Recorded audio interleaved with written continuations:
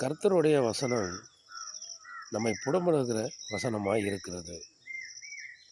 எப்படி துணி அழுக்காச்சுன்னா சோப்பை போட்டு நம்ம துவைக்கிறோமோ, அந்த சோப்பை துணியில் போடும்போது அந்த துணியில் உள்ள அழுக்குகளை அது நீக்குகிறது.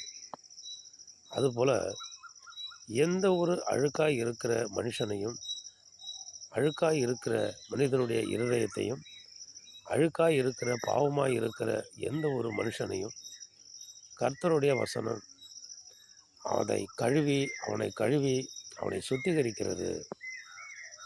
வசனத்தை ஏற்றுக்கொள்ளுகிற இருதயம் உள்ள எந்த மனிதனும், கர்த்தருடைய வசனத்தை விரும்புகிற நேசிக்கிற எந்த ஒரு மனுஷனும் தன்னை சுத்திகரித்து கொள்ளுகிறான், தன் பாவங்களை கழுவி கொள்ளுகிறான். கர்த்தருடைய வசனம் ஒருவனை புடமிடுகிறது, ஒருவனை பொன்னாக மாற்றுகிறது, ஒருவனுடைய சிந்தையை தெளிய வைக்கிறது.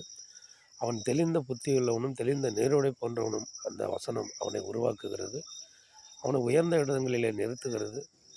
அவன் நல்ல ஒரு மனிதனாக மாற்றுகிறது. சமுதாயத்தில் நல்ல ஒரு பெயர் பெற்ற மனுஷனாக அவனை நிலைநிறுத்துகிறது. சாட்சியுள்ள மனுஷனாக அவனை வாழ வைக்கிறது.